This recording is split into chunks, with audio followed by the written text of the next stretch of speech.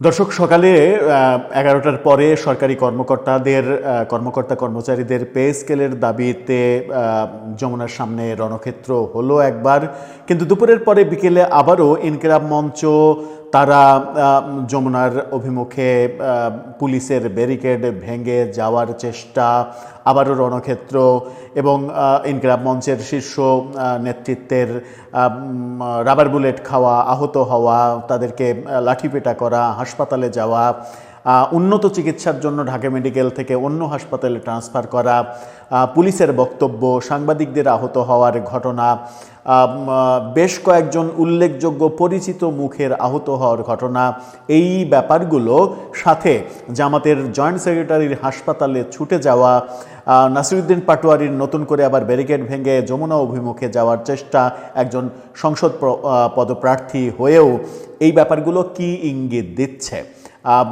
সর্বশেষ খবরে আমরা যেটা জানি সেটা হচ্ছে যে ইনকিলাব মঞ্চের ব্যানারে শাহবাগে আবারও সমবেত হওয়ার চেষ্টা চলছে। চলুন একটু জেনে দেখি যে কি ঘটলো দুপুরের পর থেকে। ইনকিলাব মঞ্চ কেন আবারও সরকারি কর্মকর্তা কর্মচারীদের সঙ্গে এক দফা সংঘর্ষের পরে আবারও কেন পুলিশের সঙ্গে তারা সংঘর্ষে লিপ্ত হলো? ব্যাপারটা কি নির্বাচন কেন্দ্রিক ব্যাপার কিনা? পুলিশই কেন এত বেশি মারমুখী হলো? এর পেছনে অন্য কোনো কারণ আছে কিনা সে আলোচনা করে বোঝার চেষ্টা করব এই ভিডিওতে। থাকবেন পলিটিক্স টিভির নিয়মিত আয়োজনে।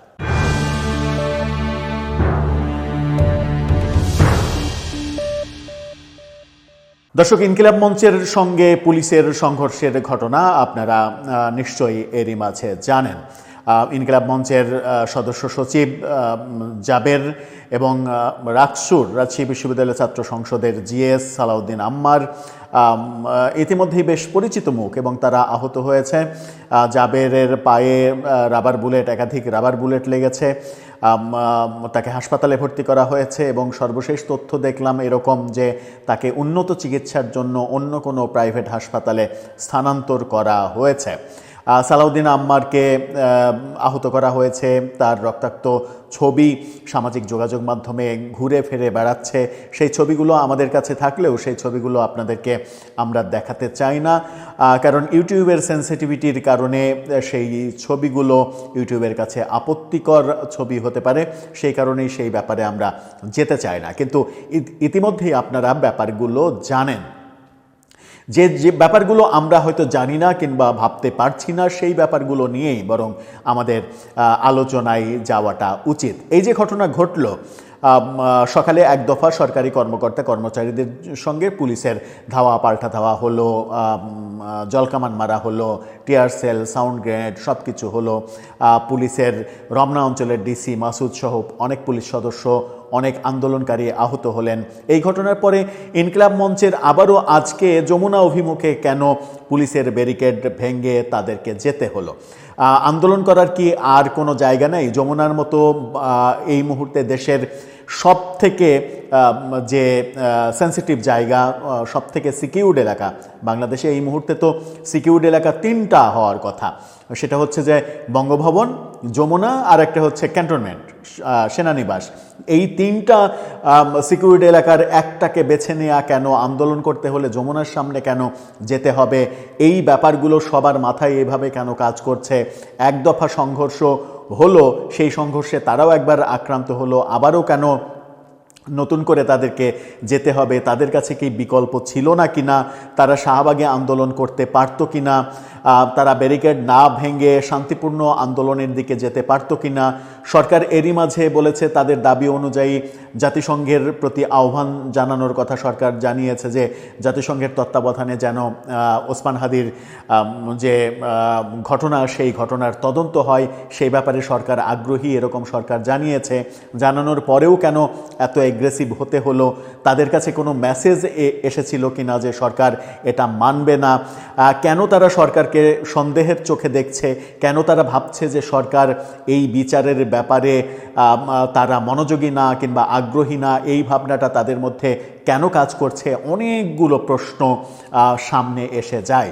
আমরা দেখলাম ঢাকা মেডিকেলে বহু আহত হয়ে ভর্তি হচ্ছেন।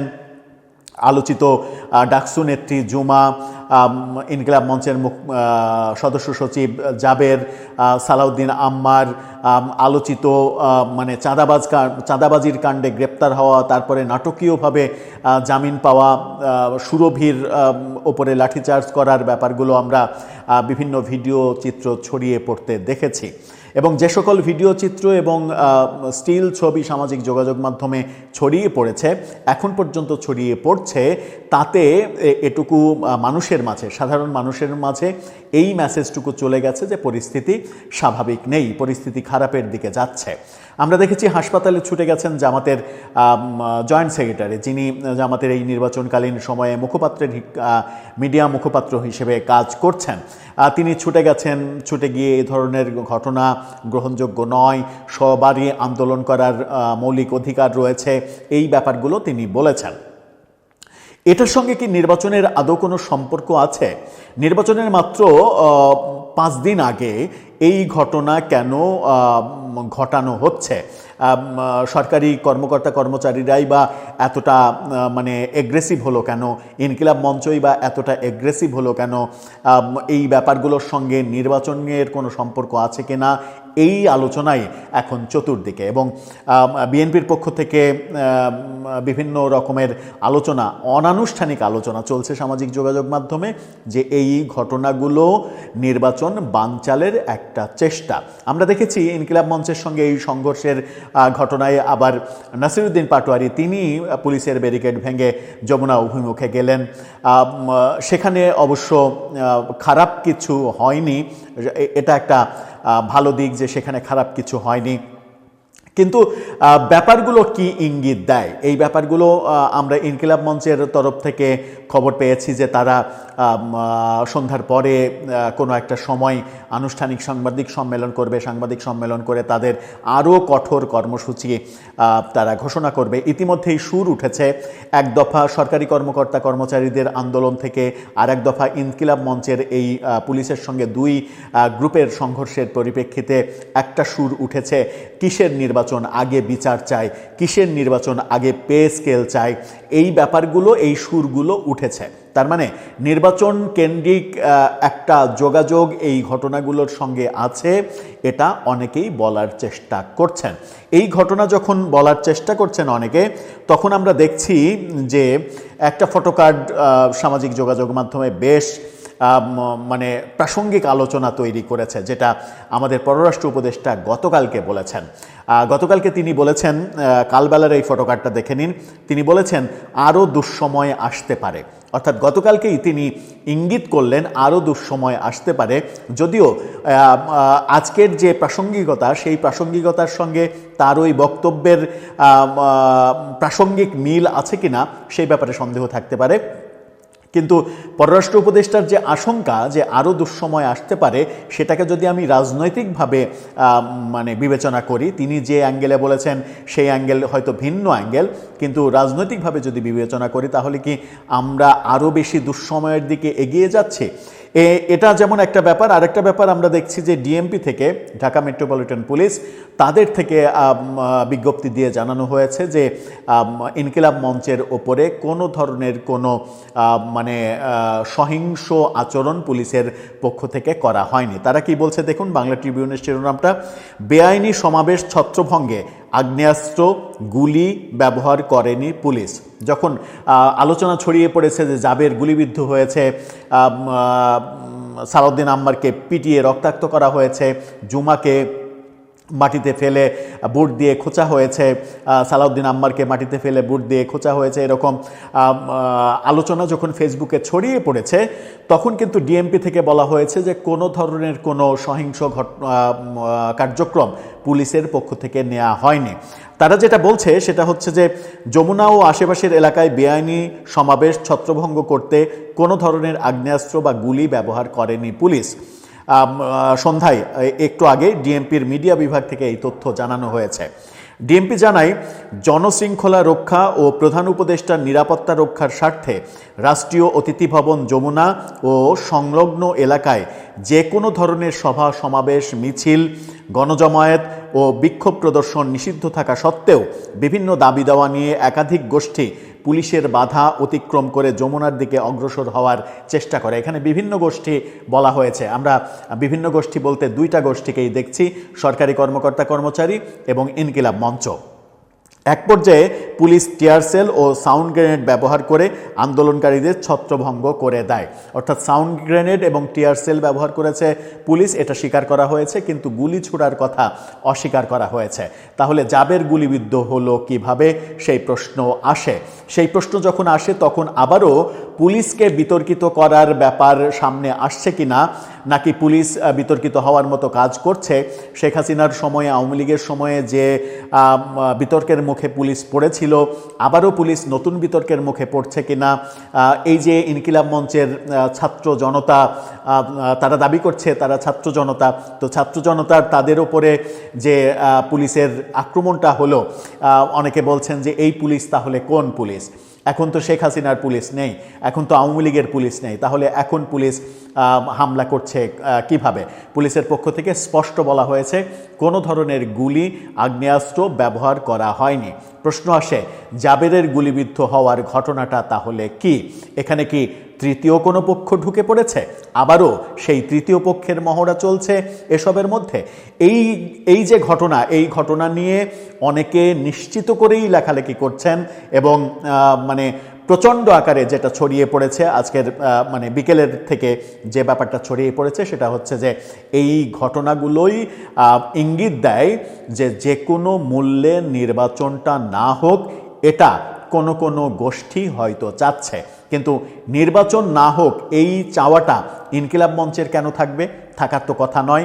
তারা তো সংস্কারের পক্ষে ছিল, জুলাই সনদের পক্ষে ছিল এবং তারা নির্বাচনের পক্ষেই থাকার কথা। তাহলে তাদের কি কেউ ব্যবহার করছে, কিংবা তারা কি নিজের অজান্তেই ব্যবহৃত হচ্ছে? এই প্রশ্নগুলো অনেকে করছেন। আমাদের পক্ষ থেকে কোনো প্রশ্ন তৈরি করতে আমরা চাই না, কিন্তু ব্যাপারটা যে খুব একটা স্বাভাবিক নয়।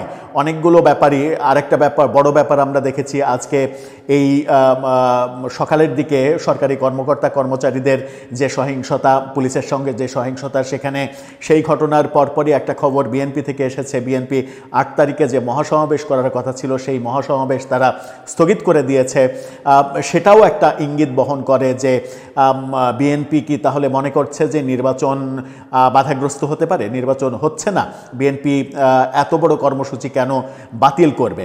আবার একটা ঘটনা ঘটার পরে, দুপুরের পরে আবারও আর একটা ঘটনা, আবারও সন্ধ্যার পরে আমরা দেখছি যে শাহবাগে জমায়েত করা হচ্ছে। এখন সংবাদ সম্মেলন থেকে কি কর্মসূচি ঘোষণা করা হয়, সেখানে থেকে কি এটা বলা হয় কি না যে আজকে যে ঘটনা ঘটানো হলো, জাবের গুলিবিদ্ধ হলো, সালাউদ্দিন আম্মার মার খেয়ে রক্তাক্ত হলো, এই বিচার না হওয়া পর্যন্ত নির্বাচন হবে না। যদি এই ধরনের কর্মসূচিও আসে তবুও আশ্চর্য হওয়ার কিছু থাকবে না, যেটা আমাদের কাছে কাম্য নয়। এখন সরকারের উচিত এটা খুঁজে বের করা যে পুলিশের সঙ্গে ইনকিলাব মঞ্চের এই ঘটনাটা কেন ঘটলো, এর জন্য কারা দায়ী। পুলিশ নিশ্চয়ই একা একা এই কাজটা করেনি। পুলিশকে যদি উত্ত্যক্ত না করা হয়, উস্কানি না দেওয়া হয়, তাহলে পুলিশ এই কাজ করেনি, এটা যেমন সত্য। আবার পুলিশ একা একাও চড়াও হয়নি, ঊর্ধ্বতন কর্তৃপক্ষের নির্দেশ ছাড়া পুলিশ কোনো কার্যক্রম হাতে নেয় না, সেটাও সত্য। আবার ইনকিলাব মঞ্চ সকালে ঘটে যাওয়া একটা ঘটনার পরে আবারও তারা যমুনার দিকে ব্যারিকেড ভেঙে অগ্রসর হলো কেন? তাদের হাতে আদৌ কোনো বিকল্প কি ছিল না কিনা, এই প্রশ্নগুলো সামনে এসে যাচ্ছে। প্রশ্ন যতই আসুক, নির্বাচনের 5 দিন আগে এই ঘটনাগুলো একটা প্রশ্ন তৈরি করে। সব প্রশ্নের গোড়ার প্রশ্ন হচ্ছে নির্বাচনটা 12 তারিখে হবে তো, হচ্ছে তো, কিংবা হতে দেয়া হচ্ছে তো? কেউ নির্বাচন যেন না হতে পারে সেরকম কি কিছু হচ্ছে? যদিও গত রাতেই আমরা দেখেছি ইনকিলাব মঞ্চের পক্ষ থেকে জোরালো প্রতিবাদ জানানো হয়েছে এবং এই জাবেরি তিনি বলেছেন যে সাপ্রির দল তারা বলছে আমরা নাকি নির্বাচন বানচালের চেষ্টা করছি। অর্থাৎ তিনি বিএনপির দিকে ইঙ্গিত করে এই কথাগুলো বলেছিলেন। আমরাও চাই যে তাদের উপরে এই ধরনের দোষারোপ যেন না আসে। কোনোভাবেই যেন এটা প্রমাণিত না হয় যে নির্বাচনকে বাধাগ্রস্ত করার জন্য কোনো ধরনের কোনো কর্মকাণ্ডের সঙ্গে তাদের সংস্রব আছে। তারা শুধুই ওসমান হাদির যে ঘটনা, সেই ঘটনার সুষ্ঠু বিচার চাইছে এবং তা ওসমান হাদিকে ভালোবেসেই তারা বিচার চাইছে। এটাই প্রমাণিত হোক, তাতেই দেশের এবং জাতির মঙ্গল। দর্শক, আপনার মতামত এ ব্যাপারে জানিয়ে লিখতে পারেন আমাদের কমেন্ট বক্সে।